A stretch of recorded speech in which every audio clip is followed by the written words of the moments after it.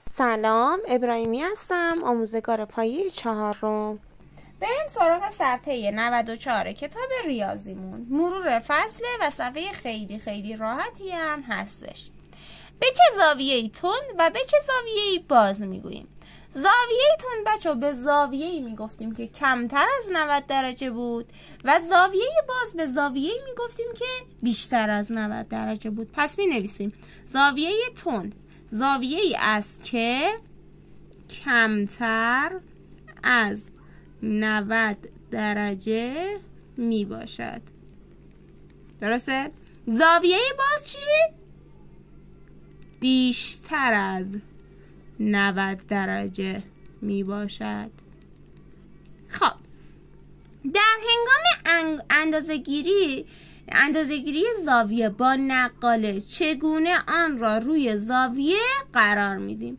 بچه ما یاد گرفته بودیم نقالمونو این قسمت وسطشو درسته میذاشتیم روی رأسمون، یکی از این در واقع صفرای نقالمونو بر این خط ما مماس میکردیم. بعد چی کار میکردیم؟ میشمردیم ببینیم که زاویه ما چقدر شده. درسته؟ پس یه همچین چیزی باید بنویسیم. گفته باید به چه نکاتی رو رعایت کنیم. میتونید بنویسید که ابتدا قسمت وسط نقاله را روی رأس زاویه قرار می دهیم به طوری که یکی از ضلع‌های ما روی صفر نقاله قرار بگیرد. درسته؟ همین دیگه. سپس میایم اون یکی ضلع رو میخونیم. خب سوال بعدی گفته چی؟ گفته که 40 دقیقه بعد از ساعت 10:50 رو چجوری ما پیدا میکنیم؟ بچه اینا رو یاد گرفته بودیم. گفتیم ساعت ما چنده؟ الان ساعت من 10:50 است. درسته؟ گفتیم اینو ما باید بیایم اول برسونیم به یه ساعت روند. ساعت روند بعد از 10 چنده؟ 11 دیگه. درسته؟ من چند دقیقه میخوام که برسم به ساعت 11؟ چند دقیقه میخوام؟ 10 دقیقه. اینو قبول داری؟ خب از این 40 دقیقه‌ای که به ما کلن داده من 10 دقیقه‌شو رفتم. چقدرش میمونه؟ 30 دقیقه‌ش میمونه. درسته؟ پس من از این 11 بازم 30 دقیقه حرکت میکنم. ساعت چند میشه؟ 11:30. حالا همینو باید بنویسیم. گفته ابتدا 10 دقیقه به زمان 10:50 اضافه میکنیم تا ساعت 11 شود. سپس 30 دقیقه به ساعت 11 اضافه میکنیم که ساعت 11:30 می شود. درسته؟ بریم بعد. تمرین. از کاغذ شفاف یک دایره ببرید. بچه اینو هر کدومتون انجام دادید. من حالا نداشتم تلق و اینا نداشتم که براتون انجام بدم، ولی براتون توضیح میدم. هر کدومتون که انجام دادید فیلم بگیرید برای من توی گروه بفرستید، من برای دوستاتونم قرار بدم که بیشتر متوجه بشن. گفته با استفاده از یه دونه کاغذ شفاف یه دونه دایره میبرید. خب تلقتون رو بر میدارید، یه دونه دایره از توش در میارید، با پرگارتون یه دونه دایره بکشید. خب یه دونه دایره ازش در بیارید. گفته مانند نمونه آن را روی یکی از زاویه های 4 ضلعی قرار دهید. بچه این 4 ضلعی ماه دیگه، این سبزه. درسته؟ این سبزه 4 ضلعی ماه. گفته این دایره شفافه رو میذاریم روی چی؟ روی یکی از این زاویه های 4 ضلعیمون. درسته؟ گفته باید یه طوری باشه که مرکز دایره ما یعنی وسط دایره ما دقیقا روی رأس این ضلع باشه. درسته؟ این ضلع ماه دیگه، این ضلعمونه، درسته؟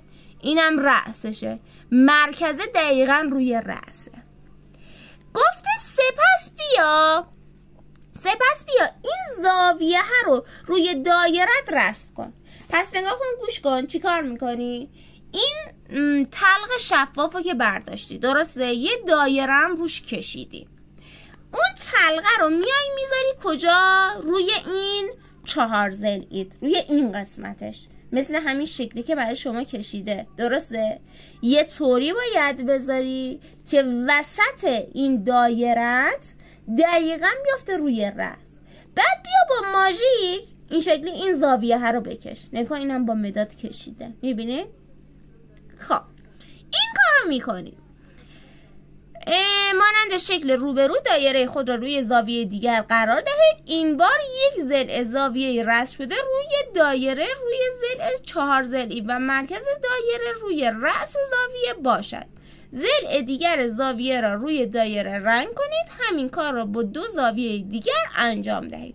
خب میگه چیکار کردی؟ وقتی که اینو انجام دادی، خب این دایره تو یعنی همین تلقه تو برمیداری میاری میذاری روی یه ضلع دیگه. بازم همونطوری مرکز دایره دقیقا بیفته روی رأس. بازم با ماژیک بیا اینو بکش روی تلقت. دوباره بازم این دایره تو بردار بیا این یکی رأس قرار بده، بازم با ماژیک بکش. درسته؟ انگار مثلا یه حالت همچی دایره‌ای به دست میاد روی تلق شما که شما این زاویه ها رو، این 4 تا زاویه رو روش کشیدی. درسته؟ حالا بچه‌ها میخواد به شما چی بگه؟ میخواد بگه که شما این زاویه ها رو زمانی که میایید روی این دایره‌تون رسم میکنید، این زاویه ها کلن میان مثل این شکل این دایره شما رو پر میکنن. درسته؟ و این نشون میده که کل زاویه های یک 4 ضلعی، یعنی ما اگر بیایم زاویه های 4 ضلعی رو با هم دیگه جمع کنیم، مجموع زاویه های 4 ضلعی 360 درجه است. در واقع میخواد شما رو به این نکته برسونه که مجموع زاویه های 4 ضلعی چنده بچه؟ 360 درجه است. درسته؟ خب بچه الان نگاه کنید مثلا مربع. خب میخوام بهتون این نکته رو ثابت کنم، مثلا ربطی به این سوال نداره. الان شما مربع رو در نظر بگیرید. این مربع ما بچه، مربع ما یه دونه اینجا زاویه 90 درجه داره، یه دونه اینجا داره، یه دونه اینجا داره، یه دونه اینجا داره. ما گفتیم که مجموع زاویه های داخلی 4 ضلعی های ما 360 درجه است. ببینیم آیا واقعا این صادقه؟ این 90، این 90، این 90، اینم 90. بعد این 4 تا 90 روی هم دیگه بشه 360 تا. بچه 4 9 تا 36 تا. صفرش هم که میذاریم جلوش. پس بچه ما به این نکته رسیدیم، واقعا کل ضلع های این 4 ضلعی رو ما با هم دیگه جمع کنیم، ببخشید کل زاویه ها شما با هم دیگه جمع کنیم، واقعا به عدد 360 میرسیم. حالا گفته چی؟ گفته که مثل سوال بالا با کاغذ شفاف یک دایره درست کنید و مجموع زاویه های مثلث رو به دست بیارید. بچه ما یاد گرفته بودیم که مجموع زاویه های داخلی مثلث چند درجه هستش؟ 180 درجه هستش. درسته؟ اینو قبول داری؟ حالا میگه بچه‌ها بیا همون دایره‌ای که اینجا درست کرده بودی، خب همین کاری که با این کرده بودی، بیا اینجا قرار بده، انجام بده. بچه‌ها زمانی که شما این کار رو انجام بدید، این تلق شما فقط یه دونه نیم دایرهش پر میشه، یعنی یه قسمت دیگهش خالی میمونه. بچه ها یه دونه نیم دایره چند درجه است؟ 180 درجه. درسته؟ به همین 180 درجه رسیدیم. در واقع بچه این دوتا سوال میخواد بیاد این دوتا نکته رو برای شما ثابت کنه. این دوتا نکته خیلی مهمی هستش که شما باید حفظ باشید که مجموع زاویه های 4 ضلعی 360 درجه است، مجموع زاویه های مثلث 180 درجه است.